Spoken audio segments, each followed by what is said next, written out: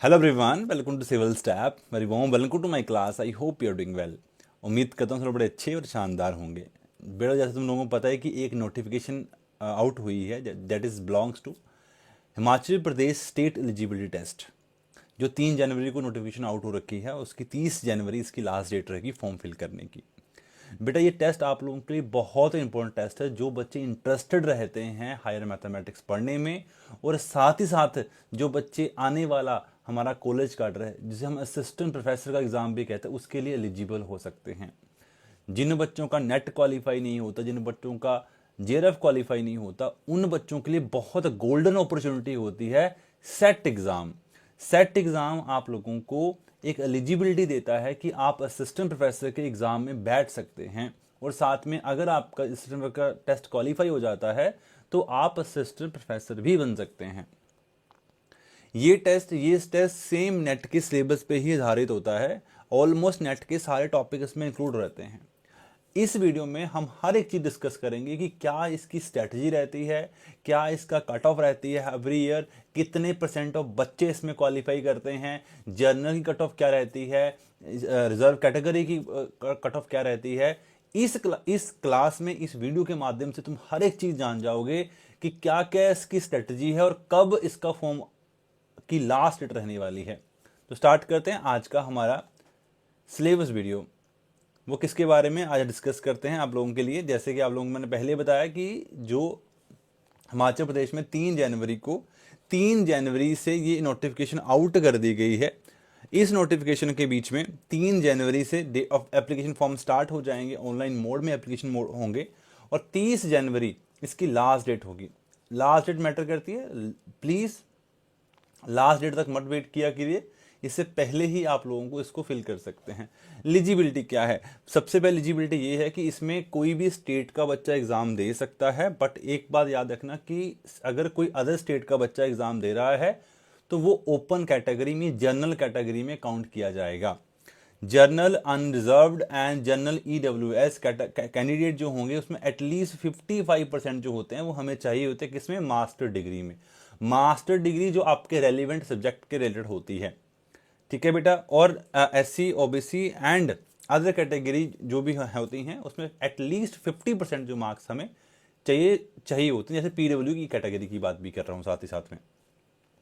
अब इसका पैटर्न क्या रहता है? तो पैटर्न आप लोगों को पता होना चाहिए कि यहाँ पे पेपर 2 तरीके से डिवाइड होता है। एक ही दिन में 2 पेपर हो जाते हैं। जो पहला पेपर होता है वो जनरल अवेयरनेस का पेपर होता है। उसमें 50 क्वेश्चन के राउंड आपको क्वेश्चन मिल जाएंगे। हर क्वेश्चन के 2 मार्क्स होते हैं, 100 नंबर का तुम्हारा पेपर होता है। और जो दूसरा सेकंड सेशन में पेपर होता है वो 2 घंटे का पेपर होता है। उसमें 100 क्वेश्चन आते हैं, और जो 200 मार्क्स का होता है, एवरी क्वेश्चन के 2 मार्क्स होते हैं। इसमें नेगेटिव मार्किंग इन्वॉल्व नहीं होती। आप लोग तुक्के मार सकते हो थोड़े बहुत, ठीक है, वो भी अलाउड होते हैं। इसमें नेगेटिव मार्किंग अलाउड नहीं होती। पहली बात, जनरल अवेयरनेस, ये आपको नंबर काउंट होते हैं, ऐसा नहीं होता बच्चे। पहली बात, जनरल अवेयरनेस क्या आता है? टीचिंग एप्टीट्यूड वगैरह आते हैं आपके, थोड़ी बहुत मैथमेटिक्स के क्वेश्चन भी आएंगे, जो बिल्कुल बेसिक रीजनिंग की बात करते हैं हम, ठीक है। जो यूजीसी आर्ट्स वाले बच्चे होते हैं, है ना, जो यूजीसी आर्ट्स वाले बच्चे होते हैं, उनका जो पहला पेपर होता है ना, वही पेपर का सिलेबस इसमें होता है।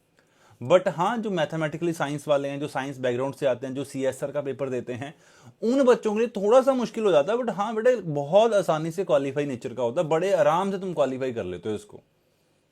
उसके कंसर्न सब्जेक्ट की अगर बात करूं तो कंसर्न सब्जेक्ट में जैसे मैं मैथ्स का टीचर हूं तो मैथ्स के रिलेटेड बात करूंगा कि मैथ को सब्जेक्ट जो होता है उसमें 100 नंबर ऑफ क्वेश्चन तुम्हें देखने को मिलेंगे, और हर क्वेश्चन 2 मार्क्स का होकर 200 मार्क्स का क्वेश्चन पेपर बन जाता है। 2 घंटे का ही पेपर होता है। तो आप लोगों को इतना तो अंडरस्टैंडिंग बन ही रही होगी कि यार मैथ्स का क्वेश्चन 100 क्वेश्चन अगर आते हैं तो 200 क्वेश्चन करने, मतलब 100 क्वेश्चन 120 मिनट में करने, it's not a cup of T. उसमें टाइम लगता है। मतलब इट मीन्स जो पेपर का लेवल रहता है वो इन डेप्थ ज़्यादा नहीं जाते, वो ओवरव्यू, मतलब थ्योरम बेस्ड, थोड़ा सा न्यूमेरिकल सॉल्विंग, थोड़ा सॉल्व करने से हमारा आंसर आ जाएगा।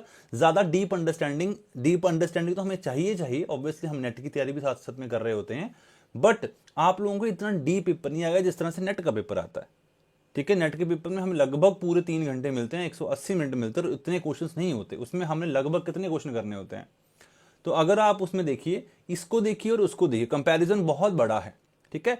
तो यहाँ पे 120 मिनट में 100 क्वेश्चन करने हैं, तो लेवल ज़्यादा टफ नहीं रहता सेट एग्जामिनेशंस का। हर क्वेश्चन 2 मार्क्स कैरी करेगा, जैसे तुम लोगों ने पहले बताया था, ईच करेक्ट के 2 मार्क्स आपको मिल जाएंगे obviously.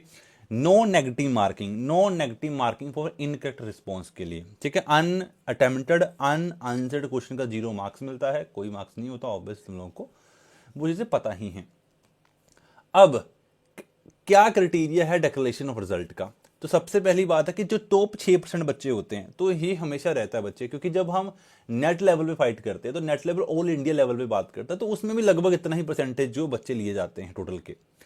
Top 6% appear candidate who appear in both the papers, ठीक है, दोनों पेपर में इन्वॉल्व होने वाले, उनमें से टॉप 6% जो बच्चे हैं उनको ही ये टेस्ट का जो फाइनल रिजल्ट होता है उन्हीं में उनका रैंक आता है बच्चे। क्या क्राइटेरिया चाहिए? एटलीस्ट आप लोगों के 40% मार्क्स तो आने ही चाहिए दोनों के दोनों में। ऐसा ना हो कि आपके 40% मार्क्स आए ही ना, नहीं, 40% मार्क्स जो है वो मिनिमम क्राइटेरिया है इसका, आप इसी को समझ चलें। और for candidate belonging to general category उसको 40% होते हैं और रिजर्व कैटेगरी को 35% होते हैं। ये कम से कम मार्क्स हैं, इससे कम होगा तो आप पहले ही बाहर हो जाओगे। दोनों पेपर की बात कर रहा हूं, आपको दोनों पेपर्स में जनरल कैटेगरी को 40% नंबर तो लेने ही लेने हैं और रिजर्व कैटेगरी को 35% नंबर लेने ही पड़ेंगे अगर आप नेक्स्ट लेवल पे जाना चाहते हो। अगर आप चाहते हो कि आपका पेपर नेक्स्ट चेक भी हो, ऐसा ना हो कि आपके पहले पेपर में 40% नंबर ना आए, आप बाहर हो जाओ पहले ही। आपको 40% नंबर लेने पड़ेंगे बोथ पेपर्स में, और उसके बाद शांटा होती है, मतलब छंटाई होती है कि टॉप 6% में कौन कौन से बच्चे आए, ठीक है। उसके बाद कुछ क्राइटेरिया ऐसे होते हैं जो कभी कभी लेवल जो हमारे पास स्कोर जो है वो कईयों के कंबाइन हो जाते हैं, जो फाइनल कट ऑफ की बात आती है तो कई बच्चों के स्कोर कंबाइन हो जाते हैं और टॉप 6 ही उन्होंने लेने होते हैं। तो टॉप 6 में अगर एक्स्ट्रा बच्चे हो रहे हैं तो वो उसमें क्वालिफिकेशन के आधार पे बच्चों को बाहर निकाल देते हैं, जिसकी कम क्वालिफिकेशन होगी उसको बाहर निकाल दिया जाएगा, ठीक है। ये तब होता है जब स्कोर टाई हो जाते हैं, ठीक है। अब हमारे पास मेन बात जो हमारा आज का टॉपिक है कि मैथमेटिकली साइंस का हमारा सिलेबस क्या रहता है। तो ये सेम सिलेबस है जो हमारा सीएसआर नेट का सिलेबस भी होता है मैथमेटिकली साइंस का। जैसे कि यूनिट 1 में 2 चीजों को काउंट किया जाता है, एक रियल एनालिसिस को और एक लीनियर अलजेब्रा को। एक रियल एनालिसिस को, एक लीनियर अलजेब्रा को इसमें काउंट किया जाता है। रियल एनालिसिस में क्या क्या होता है? तो सबसे पहले हमारे पास आती है सेट थ्योरी। सेट थ्योरी कौन सी वाली?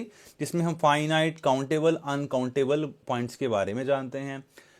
कंप्लीट ऑर्डर, आर्किमेडेस प्रॉपर्टीज, सुपरमम, इन्फीमम के बारे में जानते हैं। सुपरमम इन्फीमम किस में आता है? वो सीक्वेंस एंड सीरीज में आता है। साथ में convergency, divergency, limit superior, limit inferior, Bolzano Weierstrass property, ये सारे क्वेश्चन जो चीजें तुम देख रहे हो ये सभी से सीएसआर का टॉपिक्स हैं, इंपॉर्टेंट हैं। ये हर चीज हम डिस्कस करेंगे इन क्लासेस में। अब तुम्हारी क्लासेस स्टार्ट होने वाली है बहुत जल्दी। सिविल स्टैफ की तरफ से आपको लोगों के लिए सबसे बेस्ट कोर्स लेके आ जाएगा, जिसके बीच में आपकी फुल ऑन तैयारी करवाई जाएगी। जैसे कंटिन्यूटी हो गया, यूनिफॉर्म कंटिन्यूटी की डिफरेंशिएबिलिटी हो गई, मीन वैल्यू थ्योरम हो गई, sequence and series of functions हो गए, यूनिफॉर्म कन्वर्जेंस हो गई। ये सारे जितने टॉपिक देख रहे हैं ये रीजन एनालिसिस के टॉपिक्स हैं। जो बच्चों ने नेट की तैयारी करी होगी उन बच्चों को टॉपिक्स का बहुत अच्छे से पता होगा। सबसे इंपॉर्टेंट पार्ट है कि जो नए नए टॉपिक्स आते हैं, यहां से फंक्शन ऑफ सर्वर वैल्यू से हर बार क्वेश्चन आया है। डायरेक्शन डेरिवेटिव से अगर तुम लास्ट ईयर क्वेश्चन निकाल के देख लोगे, डायरेक्शन डेरिवेटिव क्वेश्चन आपको वहां भी दिख जाएगा। Derivative linear transformation. अब एक टॉपिक जो बच्चों के लिए नया टॉपिक है वो मैट्रिक्स स्पेसेस। तो मैट्रिक्स स्पेसेस को बहुत मजे से पढ़ेंगे बच्चे, आप लोगों को मजा आ जाएगा। इस तरीके से मैं तुम्हें मैट्रिक्स पढ़ाऊंगा। मैट्रिक्स स्पेसिस हो गया, कंपैक्टनेस होगी, कनेक्टेडनेस होगी, नॉर्म लीनियर स्पेसिस, इसे कहते हैं हमारे पास फंक्शन एनालिसिस। ये मैट्रिक्स स्पेस का पार्ट होता है, इसे कहते हैं फंक्शन एनालिसिस का पार्ट जो आप पढ़ रहे हो। Norm linear spaces, functions, spaces of continuous functions as examples, ठीक है। यहां से क्वेश्चन बच्चे आते हैं कि रियल एनालिसिस सच में एक इंपॉर्टेंट कॉन्ट्रीब्यूशन क्रिएट करता है। लीनियर अलजेब्रा में टॉपिक तो अभी तक आप लोगों के फिंगर टिप्स पे होने चाहिए कि वेक्टर स्पेसेस होता है, बेसिस होता है, डायमेंशंस होते हैं, रैंक होते हैं, रैंक नलिटी थ्योरम आती है, लीनियर ट्रांसफॉर्मेशंस होती हैं, क्ले हैमिल्टन थ्योरम होती है, eigen value, eigen vectors, changes basis, canonical form, हर एक चीज अब आपको फिंगर टिप्स पे होनी चाहिए कि सर वेक्टर स्पेसेस आते हैं, सब स्पेसेस आते हैं, linear dependence, basis, dimensions, algebra मतलब एडिशंस की बात कर रहे हैं, अलजेब्रा ऑफ मैट्रिसेस की बात कर रहे हैं, रैंक डिटरमिनेंट की बात कर रहे हैं, आइगन वैल्यू, आइगन वेक्टर के, हैमिल्टन थ्योरम, हर चीज़ आप लोगों को बहुत मज़े से पढ़ाऊंगा बच्चा। इस तरह से पढ़ाऊंगा कि ज़िंदगी में आपको कुछ ना भूले।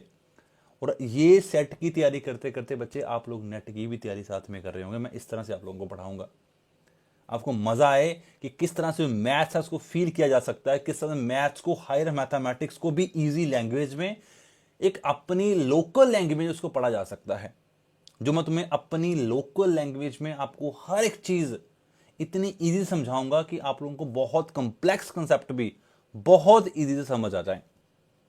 जैसे matrix representation of linear transformation, change of basis, Jordan forms, वैसे इसका नाम है Jordan canonical form, IPS, inner product space, orthogonal basis, quadratic forms. यहां से तो क्वेश्चंस आने ही आने हैं और मैंने आपके टॉपिक मक्खन की तरह समझाने हैं, राइमिंग भी बन रही है देखो बातों में।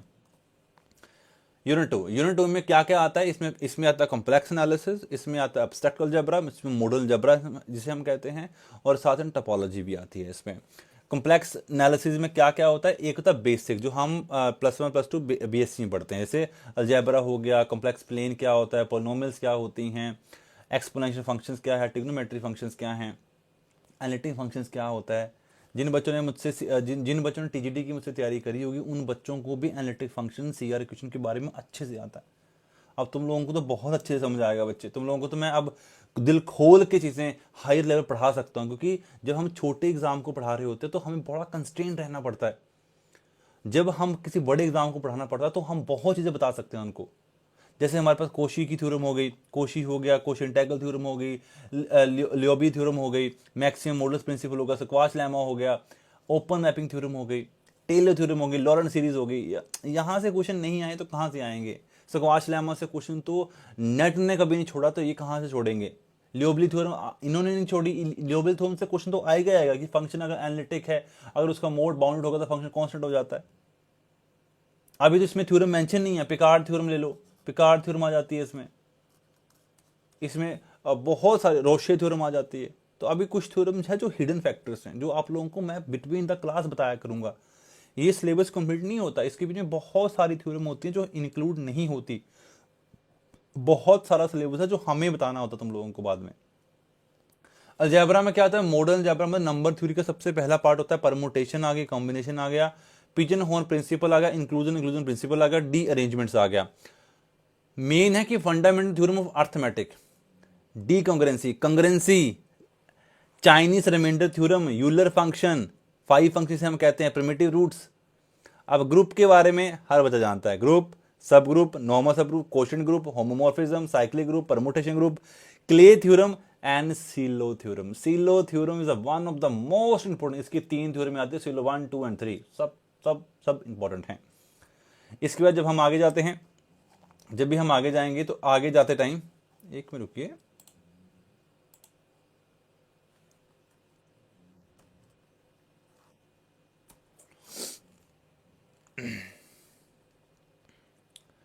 इसके बाद जैसे कि हमारा जब हमारी ग्रुप थ्योरी खत्म हो जाती है फिर रिंग थ्योरी आ जाती है।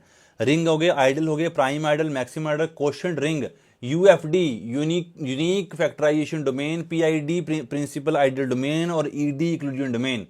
इसमें पॉलिनोमियल रिंग आ जाती है, इर्रेड्यूसिबल क्राइटेरिया जाता है। इर्रेड्यूसिबल क्राइटेरिया समझते हो, आइंस्टाइन वाले क्राइटेरिया होता है, एक इर्रेड्यूसिबल क्राइटेरिया होता है, एक पी टेस्ट होता है। ये सारे क्या बताते हैं? इर्रेड्यूसिबिलिटी के बारे में बताते हैं। फील्ड हो गई finite, Galois theorem is one of the best topic, जो आप लोगों को इससे पहले तो समझ नहीं आया होगा, बट जब मैं तुम्हें गैलवा पढ़ाऊंगा तुम लोगों को गैलवा इतनी मस्त समझ आएगी कि आपको कभी जिंदगी में नहीं भूलेगी। टोपोलॉजी की बात करें, टोपोलॉजी क्या होती है? इसमें बेसिस आते हैं, डेंस सेट्स क्या होते हैं, सबस्पेसिस क्या होते हैं, प्रोडक्ट टोपोलॉजी क्या होती है, separation example T no, T1, T2, T3, T4 की बात करें, कनेक्टेडनेस की बात हो रही है, कॉम्पैक्टनेस की बात हो रही है। बेहतरीन, मजा आ जाएगा, टोपोलॉजी मजा आ जाने वाला टॉपिक्स हैं। ओडी यूनिट 3, इसे हम अप्लाइड सेक्शन कहते हैं। प्योर सेक्शन हमारा कंप्लीट होता है, अब इसका अप्लाइड सेक्शन हमारे पास आ जाता है। अप्लाइड सेक्शन में ओडी आएगी, पीडी आएगी, सीओबी आएगी, इंटीग्रल इक्वेशन आएगी, न्यूमेरिकल एनालिसिस आएगा, क्लासिकल मैकेनिक्स आएंगी। ये सारा किसका पार्ट है? ये अप्लाइड सेक्शन का पार्ट होता है। ओडी में क्या आता है? Existence and uniqueness theorem for initial value problems, obviously singular solutions, first order system of first degree, SL problems, Green function, non homogeneous. अब ये वेरिएशन ऑफ पैरामीटर्स, ये questions SL problem as one of the most important problem जहां से question आने की बहुत, निकाल के देख लो आपको मिल जाएगा। वेरिएशन पैरामीटर, बिकॉज अगर तुम देखोगे कि अगर तुम बुक का सोल्यूशन देखोगे तो बहुत लेंथी होता है, बट जब मैं तुम्हें करवाऊंगा 2 लाइनों में तुम्हारा आंसर आ जाया करेगा। बिकॉज हर चीज में अगर तुम बुक का सोल्यूशन देखोगे तो 120 मिनट में 100 क्वेश्चन नहीं होने वाले। वो कैसे होंगे? वो तब होंगे जब आपकी प्रैक्टिस अच्छे लेवल की होगी, जब आप लोगों को पता होगा कि किससे क्या लेना है। कि ऐसा नहीं होगा कि हर चीज का सोल्यूशन देख रहे हैं। अब आप बुक्स नहीं ज्यादा पढ़ सकते, अब उस बुक पर लाइक ज्यादा नहीं हो सकते, अब आपको किसी ना किसी माध्यम से यूज करना पड़ता है कि यार किसी को अगर एक्सपीरियंस है, क्योंकि बच्चे मुझे बहुत एक्सपीरियंस है इस चीज का, मैं 5 से 6 साल का मुझे एक्सपीरियंस है, मैं खुद 2 बार JRF क्वालिफाइड हूं। मैं तब आपको ये चीज बता सकता हूं, मैं तब आपके साथ चीजें कम्युनिकेट कर सकता हूं कि बच्चे इस तरह से पढ़ना है, इस तरह से हमें लेके चलना है। जब तक आप चीजों को समझोगे नहीं, क्योंकि आपको ये पता होना चाहिए कहां से क्या पकड़ना है, क्या छोड़ना है, क्योंकि हर बच्चे को हर चीज समझ नहीं आ सकती। अप्रैल में हमारा पेपर हो जाएगा, लगभग बीच में 3 ही महीने हैं, पूरे 3 से 4 महीने। पीडी का काम करती है, इसमें लग्रांज आ जाती है, चरपट मेथड आ जाते हैं, Cauchy theorem of first order of PD आ जाती है, क्लासिकल मतलब जहां पे हाइपरबोला एलिप्टिक एंड पैराबोलिक की बात होती है, जनरल सॉल्यूशंस आ जाते हैं पीडी के with constant separation variable, Laplace heat wave equation. यहां से क्या होता है कि इनिशियली इक्वेशन को देखा और नीचे सीधा सॉल्यूशन लिख दिया। अब यहाँ पे कैसे सॉल्यूशन आया मैटर ही नहीं करता, हमें सॉल्यूशन पे ध्यान देना होता, कैसे आया बस लिख दिया, यही इसका सॉल्यूशन होगा according to initial value problem. Solve नहीं करना होता, इसके कुछ ट्रिक्स होते हैं, उस ट्रिक्स को याद करना हमारा आंसर बन जाएगा। न्यूमेरिकल एनालिसिस, इसको मैं बहुत कोशिश करता हूं कि बच्चों को थोड़ा अवॉइड किया जाए, इससे इंपॉर्टेंट चीजें ही करवाई जाए, जैसे कि Newton Raphson method, bisection method, falsi method, secant method, Gauss Seidel method, Jacobi method, Euler method, Taylor form, Runge Kutta method, first order, second order and fourth order. फिर हमारे पास आता है Simpson 1/3 rule, Simpson 3/8 rule, trapezoidal rule, ठीक है। फिर उसके बीच में क्या आ जाता है, उसके बीच में आएगा final differences, Lagrange, Newton backward forward differences formulas. ये सारा सिलेबस किसका होता है? ये न्यूमेरिकल एनालिसिस का सिलेबस होता है। इसमें क्या पढ़ना है, क्या छोड़ना है, वो मैं आप लोगों को विद इन टाइम बता दूंगा। सीओबी सबसे बेस्ट टॉपिक होता है स्कोरिंग करने के लिए, कि सीओबी में कुछ खास है ही नहीं। क्लासिकल ऑफ वेरिएशन सबसे, या क्लासिकल बोल रहा हूँ, कैलकुलस ऑफ वेरिएशन जो है वो सबसे आसान टॉपिकों में से एक है। इसमें सिर्फ एक ही थ्योरम काम करती है, वो यूलर थ्योरम, दैट इज बहुत ही ज्यादा आसान। Derivative of f is equal to derivative of x respect to derivative of f derivative, बहुत आसान थ्योरम, मैक्सिमम यही थ्योरम काम करती है। बाकी इसमें 2-3 केसेस आते हैं जब हमारा एफ इंडिपेंडेंट ऑफ एक्स है, जब एफ इंडिपेंडेंट ऑफ वाई है, जब f independent of y dash है, तो वो हर एक चीज के अकॉर्डिंग एक केस बना होता है। जब हम उन केसेस को डिस्कस करेंगे तो ऑब्वियसली हमारा आंसर आएगा ही आएगा। जब हम लीनियर इंटीग्रल इक्वेशंस की बात करते हैं तो उसमें 2 तरह की इक्वेशन ही अक्सर यूज होती हैं, एक वोल्टेरा, एक फ्रेडमोल। तो ये 2 इक्वेशन से ही हम आंसर निकाल देंगे, ठीक है। और मैक्सिमम क्वेश्चन याद रखना, अगर जिन बच्चों को नहीं पता होगा, मैं उन बच्चों को एक सिंपल चीज बता दूं, जो बच्चे चाहते हैं कि वो सेल्फ स्टडी करना चाहते हैं, तो उन बच्चों को बता दूं कि जो भी 2011 से लेकर 2025 तक क्वेश्चन होते हैं नेट के, उन क्वेश्चंस को अच्छे समझना सीख दो।